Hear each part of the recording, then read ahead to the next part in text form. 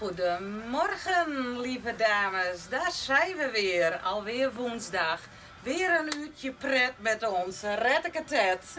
Aaron het die maakt premier Rutte bekend dat er in kwarten een versoepeling komt qua aanheljen bij de net-essentiële winkels. Van Mathilda's Fashion liep het aanheljen net voortendaallijks de oplossing. Ondanks dat het heel leuk is, een beetje versoepeling, denk ik net of we daar in mei gaan kennen. Want dan wordt het alleen nog maar drukker van. Dan kunnen we het gewoon maar beter saleten of we het nou doen.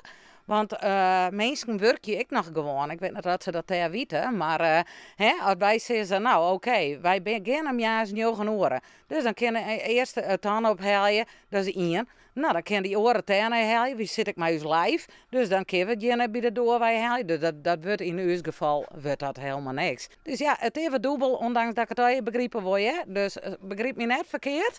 Maar ik denk net dat die versoepeling een prutte uithelpt voor u, helaas. Aan de hand van een live Facebook-video verkeer ze de kleding. En houden ze onze vier als dat mogelijk is, contact met haar klanten.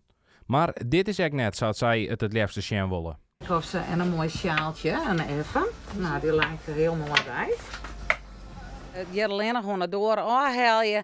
Nou ja, dat weet ik net. Dat brengt denk ik extra druk mee. Want we hadden het nou heel druk met dat live. En de hele dag best ontappen en versturen en dit maar daar en dat maar daarheen. En dat er dan tussen ik naar mensen bij de door het onklappen of je met een crème kamaitje. Dan moet wel weer iemand extra boeten staan in de kelt en in de sneeuw of in de rijn. Dat ik weet het net. Dan mag ik nog even heel goed aan nadenken. Door de coronacrisis binnen ze bij de kledingwinkel vol heel creatief worden. Nou ja, wij bellen de klanten live, dan doen ze de bestelling.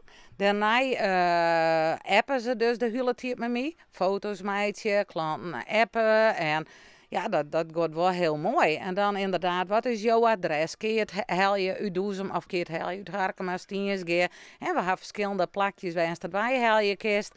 En dus een hele organisatie zit hier achter. Boeten de situatie die ontstaan is door corona, gaat het wel als het slietjaart. Wij hebben zoveel willen je met u allen. En nou ja, de klanten die bestellen raak en dat maakt het je wel heel gelukkig. Nou ja, sommige klanten met hun levensverhaal toch wel een beetje kwijt. Ik met hun ontappen. Dus net alleen nog zakelijk, ik nog wel een beetje op gevoelsmatige. Dat had de klant soms nodig, want dat ben ze nou wel kwijt.